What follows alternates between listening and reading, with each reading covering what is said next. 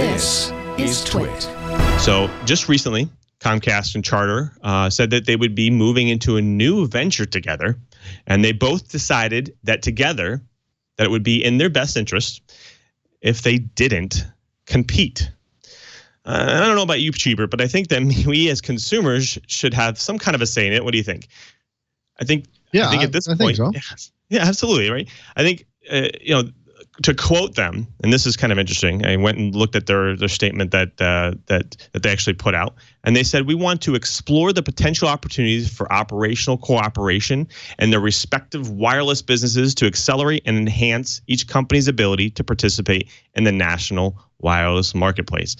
So, although this is a lot of words, let's talk about what this actually means. So, this actually means that Charter could essentially go and license something, let's say whether it be from T-Mobile or Verizon or somebody, and build out their mobile network and resell it to their customers. But before they do that, they're going to go and essentially have to ask for permission from areas like, for instance, if they wanted to go into a small market that has internet, wireless internet, or any internet of any kind that Comcast ran, they would have to actually go and talk to Comcast about it. Essentially, if they wanted to acquire a company, maybe something smaller that essentially is in the Comcast territory, they would have to go and ask for permission from Comcast first. This doesn't sound like it's going to hurt any consumers in any way. The attorney and senior VP of Consumer Advocacy Group, Public Knowledge, Harold Feld, thoughts are that one of the basic ideas of antitrust law is that when companies compete with each other or would compete with other people, make an explicit agreement not to compete with each other, that violates the antitrust laws. Well, Comcast has responded and said it doesn't actually violate antitrust laws. So I personally think this is almost reeks of very anti-competitive goals. So what do you think, Jeebert? Is this something that we should be worried about as consumers? I personally like competition. Competition means eventually, hopefully I pay less money for the same services.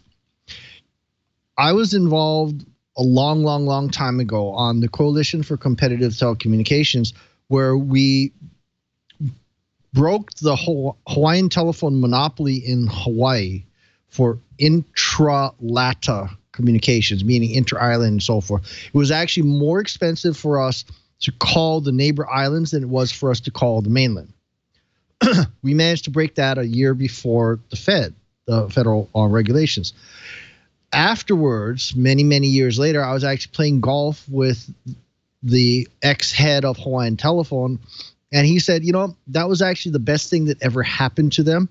It created so many new markets that they're posting record profits. And this from the man that barred me from the Hawaiian Telephone building for, I don't know, about a year or two. So competition is good. And having two large corporations agreeing not to compete stifles innovation, like Emily Strange is saying. It's good and it's bad. Obviously, if there are higher profits, the company is going to be more willing to throw money in and create new products. But I like competition. I personally think competition creates a environment of new thinking, new things, how to get one up on your competitors. So my personal opinion, I don't like this. I want competition. I want choice.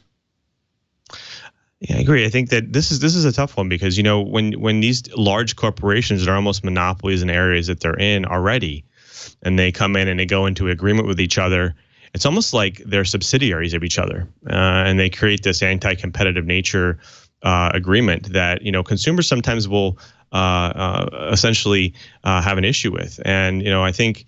I have an interesting question for you. What do you think? What do you think that Tom Wheeler would have said about this one, Cheever?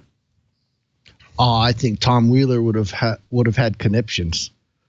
Tom Wheeler is my hero, man. Yeah, I think I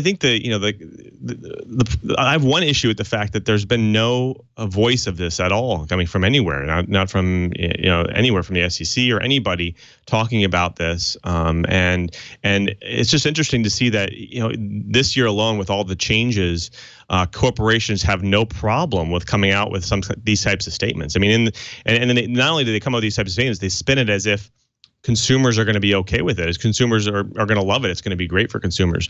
And I think that this is dangerous because now we're at this point in the timeline where, these companies can do this. They spin it in their own way. And then there's kind of nobody in their way or nothing in their way for them to do that.